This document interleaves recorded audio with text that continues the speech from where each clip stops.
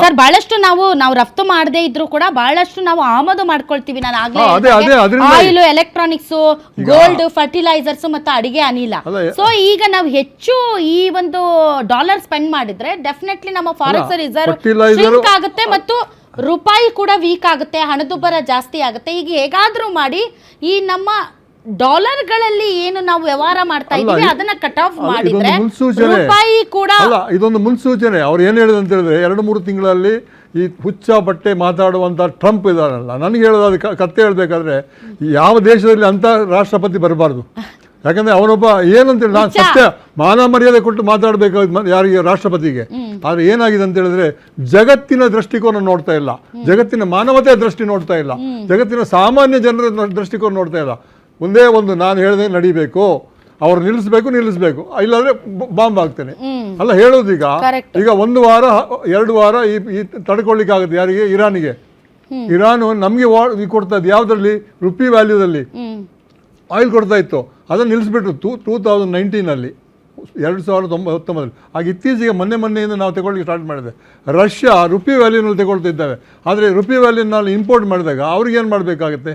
ಅವ್ರು ಇಂಪೋರ್ಟ್ ಮಾಡುವಾಗ, ನಾವು ಇಂಪೋರ್ಟ್ ಮಾಡುವಾಗ ಅವ್ರಿಗೆ ಎಕ್ಸ್ಪೋರ್ಟ್ ಮಾಡಿ. ಈಗ ಅದಿಲ್ಲ ಬಿಡಿ ಸರ್, ಅವರು ಕೂಡ ಇವಾಗ ತುಂಬ ಕಾಸ್ಟ್ಲಿ ಆಗಿದ್ದಾರೆ. ಮೇಡಮ್ ಈಗ ಭಾಳ ಜನ ಕೇಳ್ತಾ ಇದ್ರು, ಈ ಪಾಮ್ ಆಯಿಲು, ಸನ್ಫ್ಲವರ್ ಆಯಿಲು ಸೇರಿದಂತೆ ರಸಗೊಬ್ಬರದ ವಿಚಾರದಲ್ಲೂ ಕೂಡ ನರೇಂದ್ರ ಮೋದಿ ಅವರು ಮಾತಾಡಿದ್ದಾರೆ. ಅದನ್ನು ಕೂಡ ನಾವು ಇಂಪೋರ್ಟ್ ಮಾಡ್ಕೊಳ್ತೀವಿ. ಇಟ್ಸ್ ಓಕೆ, ಪಾಮ್ ಆಯಿಲ್ ಕರೆದಿದ್ದೆಲ್ಲ ಐಟಮ್ಗಳನ್ನು ನಾವು ಕ್ವಿಟ್ ಮಾಡೋಣ ಬಿಡಿ. ಬಟ್ ಇದು ಮೇಡಮ್ ಏನು ಅಂತಂದರೆ ರಸಗೊಬ್ಬರದ ವಿಚಾರದಲ್ಲಿ, ಯಾಕಂದರೆ ಇದು ಫುಡ್ ಕ್ರೈಸಿಸ್ ಆಗುವಂಥ ಸಾಧ್ಯತೆ ಇದೆ. ನೀವು ಸಾವಯವ ಕೃಷಿ ಬಗ್ಗೆ ಮಾತಾಡ್ತಾ ಇದ್ದೀರಾ, ಅದು ಈ ತುಂಬ ಕಾಸ್ಟ್ಲಿ ಸಾವಯವ ಕೃಷಿ ಮತ್ತು ಅದರ ರಿಸಲ್ಟ್ ಏನಿದೆ ಅದು ತುಂಬ ಚೆನ್ನಾಗಿರುತ್ತೆ. ಬಟ್ ನಮಗೆ ಮಿನಿಮಮ್ ಸಪೋರ್ಟಿಂಗ್ ಪ್ರೈಸು ಇಲ್ಲ ಬೆಳೆದಿರುವಂಥ ಬೆಳೆಗಳಿಗೆ, ರೈತರಿಗೆ. ಏನೋ ಒಂದು ಸಾವಯವ ಕೃಷಿ ಮಾಡೋಣ ಅಂದರೆ ಮುಂದಿನ ದಿನಗಳಲ್ಲಿ ಇದು ನಿಜಕ್ಕೂ ಕೂಡ ಆಹಾರ ಭದ್ರತೆಯ ಮೇಲೆ ತುಂಬ ದೊಡ್ಡ ಪರಿಣಾಮ ಬೀಳುತ್ತೆ ಅಂತ ತಜ್ಞರು ಮಾತಾಡ್ತಾ ಇದ್ದಾರೆ ಮೇಡಮ್. ಖಂಡಿತ.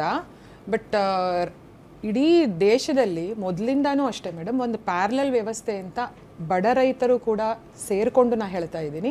ಒಂದು ಪ್ಯಾರಲಲ್ ಆಗಿ ಅವರು ಆಲ್ರೆಡಿ ಅವರ ಇದರಲ್ಲಿ ಹೊಲದಲ್ಲಿ ಗೊಬ್ಬರ ಮಾಡುವಂಥದ್ದು ಅದೆಲ್ಲ ಇದ್ದೇ ಇರುತ್ತೆ ಆಯ್ತಾ, ಸಣ್ಣ ಪ್ರಮಾಣದಲ್ಲಿ ಇರುತ್ತೆ ಆಯ್ತಾ, ಸಣ್ಣ ಪ್ರಮಾಣದಲ್ಲಿ ಇರುತ್ತೆ. ನಾನು ಅದನ್ನೇ ಹೇಳ್ತಾ ಇದ್ದೀನಿ. ರಸಗೊಬ್ಬರಕ್ಕೋಸ್ಕರ ನಮ್ಮ ಕರ್ನಾಟಕದಲ್ಲೇ ಗೋಲಿಬಾರ್ ಆಗಿದೆ. ಅಷ್ಟರ ಮಟ್ಟಿಗೆ ರಸಗೊಬ್ಬರ ತುಂಬಾ ಇಂಪಾರ್ಟೆಂಟ್. ಯಾಕೆಂದ್ರೆ ಅದು ರೈತರ ಜೀವನವನ್ನ, ಭವಿಷ್ಯವನ್ನ ನಿರ್ಧರಿಸಿರುವಂತ ಡೈರೆಕ್ಟ್ ಎಫೆಕ್ಟ್ ಅದು.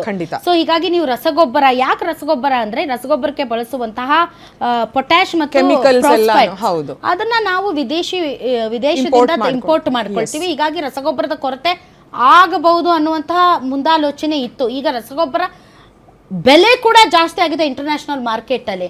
ರೈತ ಏನ್ ಮಾಡ್ಬೇಕು ಮೇಡಮ್? ಮಳೆಗಾಲ, ದಿಸ್ ಇಸ್ ದಿ ಟೈಮ್, ಬೆಳೆ ಬೆಳೆಯುವಂತ ಟೈಮ್. ಈ ಟೈಮಲ್ಲಿ ಗೊಬ್ಬರ ಸಿಗ್ಲಿಲ್ಲ ಅಂದ್ರೆ ಆಕಾರ ಆಗೋಗುತ್ತೆ. ಖಂಡಿತ. ಈಗಾಗಲೇ ಪ್ರಿವೆನ್ಷನ್ ಮಾಡಿದ್ದಾರೆ. ಏನಂತ ಹೇಳಿದ್ರೆ ಸಾಕಷ್ಟು ಸ್ಟಾಕ್ ಇಟ್ಕೊಂಡಿದ್ದಾರೆ. ಬಟ್ ಮುಂದಕ್ಕೆ ತೊಂದರೆ ಬರ್ತದೆ. ಬಟ್ ಅವರೇ ಹೇಳಿರೋದು ರಸಗೊಬ್ಬರ ಬಳಕೆ ಕಡಿಮೆ ಮಾಡಿ ಮೇಡಮ್. ಇದೆಲ್ಲ ಹೇಳ್ತಾರೆ ನಾವು ಇಂಪ್ಲಿಮೆಂಟ್ ಮಾಡ್ಬಿಡ್ತೀವಿ, ಈಗ್ಲಿಂದ ಮಾಡ್ಕೂಡ್ದು ಅನ್ನೋಂಥದ್ದಲ್ಲ. ಅದನ್ನೇ ಫಸ್ಟ್ ಇಂದ ಪ್ರಿಕಾಷನ್ ಹೇಳ್ತಾ ಇದ್ದಾರೆ, ಕಡಿಮೆ ಮಾಡ್ತಾ ಬನ್ನಿ ಅಂತ ಹೇಳ್ತಾ ಇದ್ದಾರೆ. ಅಕಸ್ಮಾತ್ ಯುದ್ಧ ನಿಲ್ತು ಅಂತ ಮುಂದಾಲೋಚನೆ ಅಂತಿದ್ದೀರಿ. Let us wait for 15 days, ನೋಡೋಣ ರೈತರು ಹೆಂಗ್ ರಿಯಾಕ್ಟ್ ಮಾಡ್ತಾರೆ ಅಂತ. ನೀವು ಮುಂದಾಲೋಚನೆ ಆಲ್ರೆಡಿ ಬಂದ್ಬಿಟ್ಟಿದೆ, ಆಲ್ರೆಡಿ ರೈತರಿಗೆ ಸಿಕ್ಬಿಟ್ಟಿದೆ ಅಂತ ಹೇಳ್ತಾ ಇದ್ದೀರಾ. Let us wait for 15 days. ಯಾವಾಗ ರೈತರು ಹೌದಪ್ಪ ನಮ್ದೆಲ್ಲ ಆಗೋಗಿದೆ, ನಮ್ಗೆ ರಸಗೊಬ್ಬರ ಬೇಡ ಅಂತಾರೋ ಅಥವಾ ರಸಗೊಬ್ಬರಕ್ಕೋಸ್ಕರ ಬೀದಿಗೆ ಬರ್ತಾರೋ, ಅವಾಗ ಹಾರ್ಡ್ ಕೋರ್ ರಿಯಾಲಿಟಿ ನಮ್ಮ ಮುಂದೆ ಬರುತ್ತೆ. ನಮಗೆ ನೆಕ್ಸ್ಟ್ ಕ್ವಾರ್ಟರ್ಲಿಗೂ ನಮಗೆ ಸ್ಟಾಕ್ ಇದೆ ನಮ್ಮ ದೇಶದಲ್ಲಿ ರಸಗೊಬ್ಬರ, ಅದೇನು ಪ್ರಾಬ್ಲಮ್ ಇಲ್ಲ. ಮುಂದಕ್ಕೆ ಯುದ್ಧ ಏನಾದರೂ ಕಂಟಿನ್ಯೂ ಆಯಿತು ಅಂದಾಗ ಅಂತ ಈಗಲೇ ಹೇಳ್ತಾ ಇದ್ದಾರೆ, 4 ತಿಂಗಳು ಮುಂಚೆನೇ ಹೇಳ್ತಾ ಇದ್ದಾರೆ. This is all precautionary measures what the prime minister is telling to. ಈಗ ರಾಷ್ಟ್ರದ ಜನಕ್ಕೆ ಬೇರೆ ಇವಾಗ ಮೋದಿ ಅವರು ಟೈಮಿಂಗ್ ತಗೊಂಡು, ಮೋದಿ ಅವರು ಹೇಳಿದ್ದು, ಅವರು ಚುನಾವಣೆಯ ಹಿನ್ನೆಲೆ ರಾಜಕೀಯ ಎಲ್ಲ ಬಿಟ್ಟು ಸರ್ ನಿಮ್ಮ ಕೈಯಲ್ಲಿ ಏನಿದೆ ಸರ್? ಅವ್ರು ಹೇಳಿದ್ದನ್ನು ಪಾಲಿಸೋದು ಬಿಟ್ಟು ಒಂದು ಚಿಕ್ಕ ಉದಾಹರಣೆ ಮೇಡಮ್. ನೀವು ಉದಾಹರಣೆ ಅಲ್ಲ, ನಾನು ಅದರದ್ದು ಆಪ್ಷನ್ ಏನಿದೆ? ಈಗ ವಿದೇಶಿ ಪ್ರವಾಸ ಮಾಡಬೇಡಿ ಅಂತ ಹೇಳಿದ್ದಾರೆ.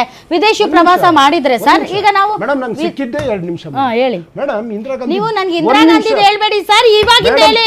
ನೀವೇನು ಬಿಜೆಪಿ ಅವರ? ಇಂದಿರಾ ಗಾಂಧಿ, ನೆಹರು ಅವ್ರ ಹೇಳಕ್ಕೆ ಇಂದಿರಾ ಗಾಂಧಿ ಪ್ರಧಾನಿಯಾಗಿದ್ದಾಗ ಆಹಾರದ ಕ್ರೈಸಿಸ್ ಬಂದಾಗ ಮೆಕ್ಸಿಕೋದಿಂದ ಗೋಧಿ ಮತ್ತೆ ಮೆಕ್ಕೆಜೋಳ ತಂದು ಇಡೀ ದೇಶಕ್ಕೆ ಹಂಚಿದ್ರು.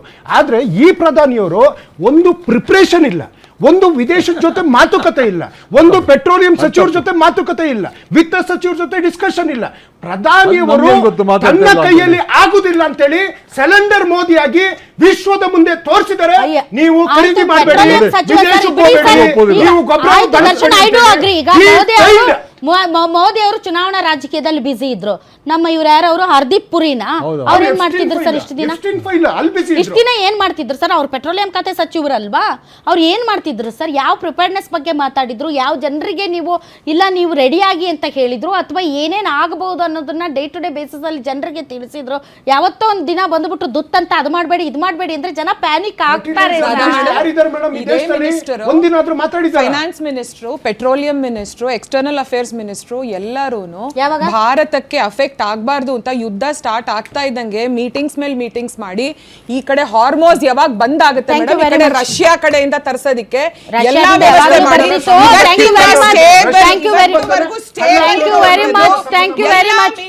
ಯು ವೆರಿ ಮಚ್ ತಾವೆಲ್ಲರೂ ಇಷ್ಟೊತ್ತು ಕಾರ್ಯಕ್ರಮದಲ್ಲಿ ಭಾಗವಹಿಸಿದ್ರೆ. ಡೆಫಿನೆಟ್ಲಿ ಕ್ರೈಸಿಸ್ ಅಂತೂ ಇದೆ, ಕ್ರೈಸಿಸ್ ಇಲ್ಲ ಅಂತ ಒಪ್ಕೊಂಡ್ರೆ ನಮ್ಮಂಥ ಮೂರ್ಖರು ಯಾರು ಇಲ್ಲ ಅಂತ ಅನ್ಸುತ್ತೆ. ಯಾಕೆ ಅಂದರೆ ಸ್ವತಃ ನರೇಂದ್ರ ಮೋದಿ ಅವರು ಈ ವಿಚಾರದಲ್ಲಿ ಮಾತಾಡಿದ್ದಾರೆ. ಆಮೇಲೆ ನಾವು 4th ಲಾರ್ಜೆಸ್ಟ್ ಎಕಾನಮಿ ಇದ್ವಿ, ಈಗ 6ನೇ ಲಾರ್ಜೆಸ್ಟ್ ಎಕಾನಮಿಗೆ ಸ್ಲಿಪ್ ಆಗಿದ್ದೀವಿ. So this is the impact ಏನು ಈ ಇಂಟರ್ನ್ಯಾಷನಲ್ ಆಯಿಲ್ ಕ್ರೈಸಿಸ್ ನಮ್ಮ ಮೇಲೆ ತಂದಿರುವಂಥದ್ದು. ಸೊ ಈಗ ನಿಮಗೆ ಇಷ್ಟನೋ ಕಷ್ಟನೋ ನರೇಂದ್ರ ಮೋದಿ ಅವರು ಹೇಳಿದ್ದನ್ನು ಪಾಲಿಸಬೇಕು. ಯಾಕೆ ಅಂದರೆ ಇಡೀ ಪ್ರಪಂಚ ಈ ಕ್ರೈಸಿಸಲ್ಲಿದೆ, ಭಾರತ ಇದೆ. ಹೇಳಿದ್ದು ತಡ ಆಗಿರ್ಬೋದು ಅಷ್ಟೇ, ಪಾಪ ಎಲೆಕ್ಷನ್ ಇತ್ತು ಹೇಳಿದ್ದು ತಡ ಮಾಡಿದ್ದಾರೆ, ಹಂಗಂತ ನಾವು ಅದನ್ನು ನೆಗ್ಲೆಕ್ಟ್ ಮಾಡೋದು ಬೇಡ. ನಾವೆಲ್ಲರೂ ಕೂಡ ಈಗ ತುಂಬ ಜವಾಬ್ದಾರಿಯಿಂದ ನಡ್ಕೊಳ್ಬೇಕಾಗಿದೆ. ಅನಾವಶ್ಯಕ ಖರ್ಚುಗಳನ್ನು ಕಡಿಮೆ ಮಾಡಿ, ಅನಾವಶ್ಯಕ ಟ್ರಾವೆಲ್ಗಳನ್ನು ಕಡಿಮೆ ಮಾಡಿ, ವಿದೇಶಿ ಪ್ರವಾಸ ಮಾಡಿ, ಡಾಲರ್ಗೆ ಇನ್ನಷ್ಟು ನಾವು ಹೆಚ್ಚು ಒತ್ತು ಕೊಟ್ಟು ಡಾಲರ್ನ ಬೆಳೆಸೋದಕ್ಕಿಂತ ನಾವು ಸ್ವದೇಶದ ವಸ್ತುಗಳನ್ನು ಬಳಕೆ ಮಾಡೋದಾಗಿರ್ಬೋದು. ಮತ್ತು ಏನು ಮಿತವ್ಯಯದ ಬಗ್ಗೆ, ಉಳಿತಾಯದ ಬಗ್ಗೆ ಮಾತಾಡ್ತಾರೆ